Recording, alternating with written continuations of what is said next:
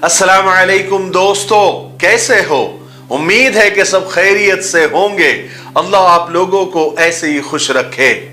अक्सर लोगों को आपने ये कहते हुए सुना होगा, बल्कि अक्सर लोगों को, सबको भी कह दे तो चलेगा, अपनी अपनी जिंदगी से शिकायत होती है, अपनी अपनी किस्मत से शिकायत होती है। अक्सर लोगों के मुंह से आपने सुना होगा कि मेरी तो जिंदगी ही खराब है, मेरी तो किस्मत ही फूटी हुई है, मेरी तो तकदीर ही ठीक नहीं है, मेरा तो वक्त खराब चल रहा है। और दूसरों की तारीफ करते हुए आपने सुना होगा कि फला को देखो कितनी अच्छी जिंदगी है, कितना ऐश कर रहा है, कितनी चमचमाती गाड़ियों में घूम रहा है, कितने बड़े बंगलों में रह रहा है, वो अच्छा है, मेरी तो क्या जिंदगी है। ये अल्लाह की नाशुक्री है। आज जो मैं किस्सा आपको सुनाने जा रहा हूं, वो किस्सा आप पूरा सुनिए और आगे शेयर भी जरूर कीजिए। मुझे ऐसा लगता है कि ये किस्सा सुनने के बाद बहुत सारे लोगों को, जिनका ईमान जिंदा है, जिनका ज़मीर जिंदा है, उनको अपनी किस्मत से, अपने अल्लाह से, अपने रब से जो शिकायतें हैं, शायद वो खत्म हो जाएगी। चलिए किस्सा सुनते हैं। किस्सा यह है कि एक बार एक भिखारी एक किसान के घर भीख मांगने गया। किसान की औरत घर में थी, उसने चने की रोटी बनाई हुई थी। उतने में किसान घर आया, उसने अपने बच्चों को प्यार किया, उनको चूमा। औरत ने हाथ पांव धुलाए। उसके बाद सब यानी किसान की पूरी फैमिली रोटी खाने बैठ गई। औरत ने भिखारी को मुट्ठी भर चना भी भीख में दे दिया। भिखारी चना लेकर खामोशी से चला गया। रास्ते में फकीर ने सोचना शुरू किया कि क्या हमारी जिंदगी है, दिन भर कुत्ते की तरह मांगते फिरते हैं, फिर जगह जगह जलील होना पड़ता है। उस किसान को देखो, कितना खूबसूरत घर है, घर में औरत है, बच्चे हैं, प्यार है, और किसान की औरत खुद खाना बनाती है और सब बच्चों के साथ प्यार मोहब्बत प्रेम के साथ सब खाना खाते हैं। ये किसान तो वाकई खुशकिस्मत है। और यहां किसान रोटी खाते हुए अपनी बीवी से कहने लगा, वहां तो भिखारी ये सोचता हुआ जा रहा था, और यहां किसान रोटी खाते हुए अपनी बीवी से कहने लगा कि बेगम, काला बैल बहुत बूढ़ा हो गया है, अब किसी काम का नहीं रहा, अब उससे जो आमदनी आती थी वो भी नहीं आ रही है। बस सोच रहा हूं कि कुछ पैसों का बंदोबस्त हो जाए तो कम से कम ये साल तो निकल जाए। मैं साधुराम महाजन के पास जाऊंगा और ब्याज पर, सूद पर कुछ पैसे लेकर आता हूं तो अच्छा हो जाएगा, ये साल गुजर जाएगा। किसान की बीवी ने कहा कि ठीक है, ब्याज से पैसे लेना भी जरूरी है, वरना खाने के वांदे हो जाएंगे। बहरहाल खाना खाने के बाद वो किसान साधुराम महाजन के पास गया। काफी देर साधुराम महाजन की मिन्नत समाजत करने के बाद साधुराम ने किसान को 500 रुपए ब्याज पर देने के लिए राजी हो गया। उसके बाद साधुराम महाजन ने लोहे की पेटी से एक थैला निकाला और पैसे गिनने लगा, और उसके बाद 500 रुपए किसान को ब्याज पर दे दिए। किसान पैसे लेकर अपने घर चला गया।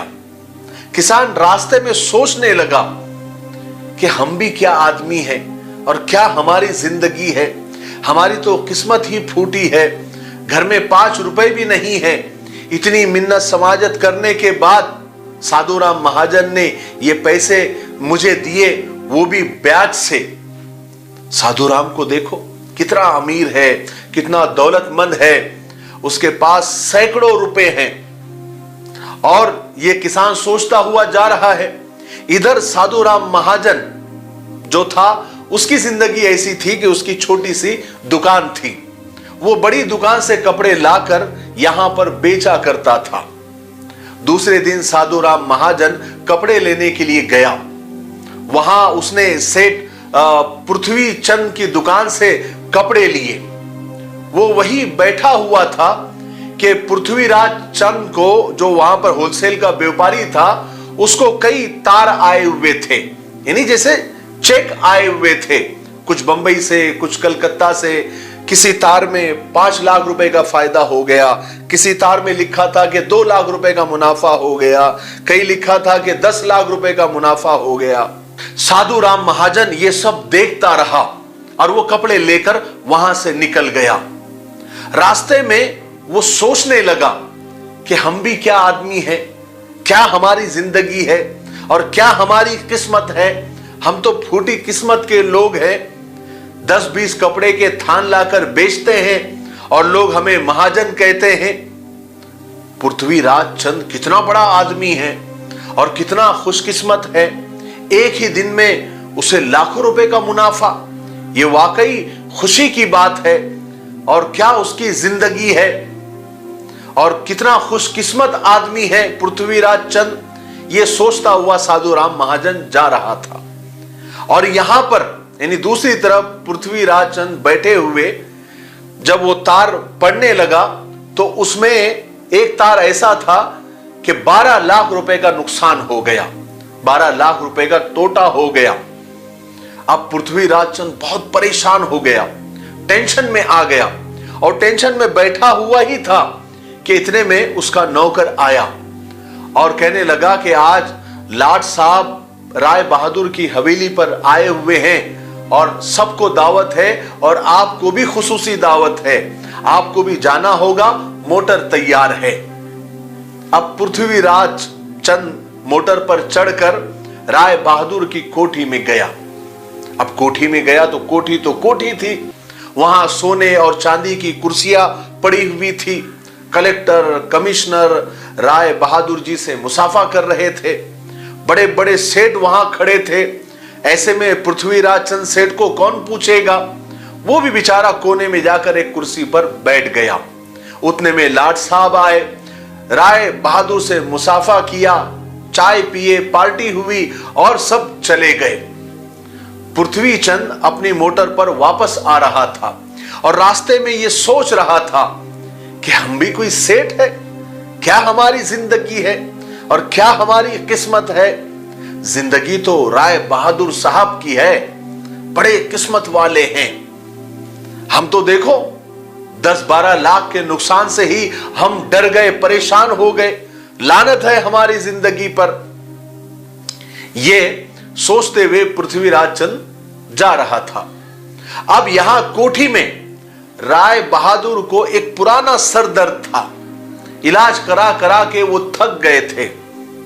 अचानक दावत के बाद सर में दर्द उठ गया, बड़े बड़े डॉक्टर इलाज के लिए आए, गोली दवाई दी और राय बहादुर साहब कमरे में खिड़की के पास बैठे हुए अपने सर दर्द से कराह रहे थे और पास में बहुत सारे तार इकट्ठे पड़े हुए थे और बहुत सारे नफे के तार उसमें थे, यानी चेक थे, कारोबार की बातें याद आ रही थी और वो अपने सर दर्द को लेकर परेशान भी थे।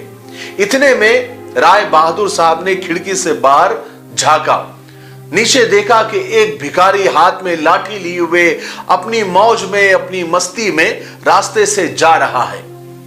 राय बहादुर साहब ने उस भिखारी को देखा, कहने लगा कि हमारी भी कोई जिंदगी है, असल जिंदगी तो उस भिखारी की है। देखो कितना खुश है और कितना अपनी मौज में, अपनी मस्ती में जा रहा है। उसे किसी चीज का टेंशन नहीं है, ना उसे नफे का टेंशन है, ना नुकसान का टेंशन है, ना उसे किसी को पार्टी देनी पड़ती है, ना उसको किसी की खुशामद करनी पड़ती है। सबसे ज्यादा तो खुश वो भिखारी है। काश हमारी भी जिंदगी और हमारी भी जिंदगी उसके जैसी होती और उसका सुकून हमको मिल जाता। कोई ये सारी दौलत ले ले और ये सर का दर्द मेरा खत्म कर दे तो मैं अपने आप को खुशकिस्मत समझूंगा। ये राय बहादुर साहब उस भिखारी को देखकर कह रहे थे, मेरे भाइयों, बहनों और दोस्तों, कनाअत ही सबसे बड़ी खुशी है। कनाअत को हिंदी में संतोष कहते हैं, यानी जितना मिला है उसमें संतुष्ट रहना, यह बहुत बड़ी बात है। क्योंकि जिसके पास जितना ज्यादा होता है वो उतना ही परेशान रहता है। सिर्फ चमक धमक से अपनी राल न टपकाए, दरअसल इस दुनिया में बहुत से लोगों को उतना भी नहीं मिलता जितना आपके पास है, लेकिन शैतान कभी भी आपको वो नहीं दिखाता जो आपके पास है, बल्कि वो दिखाता है जो दूसरों के पास है, जो आपके पास नहीं है, और आपको नाशुक्रा बना देता है, आपको शुक्रगुजार नहीं बनने देता। और यहां से नाशुक्रा बनने की वजह से फिर हर चीज में बेबरकती शुरू हो जाती है। जो है उसमें खुश रहने से और अल्लाह का शुक्र अदा करने से नेमतों में इजाफा होता रहता है, बढ़ोतरी होती रहती है। बात समझ में आई? मुझे उम्मीद है कि आप बात को समझ गए होंगे। तब तक मेरे लिए, पूरी उम्मत के लिए, पूरी इंसानियत, पूरी मानवता के लिए और हमारे प्यारे मुल्क भारत के लिए और यहाँ की अमन शांति के लिए और यहाँ की तरक्की और उन्नति के लिए खूब दुआएं करते रहे। अस्सलामु अलैकुम व रहमतुल्लाहि व बरकातहू।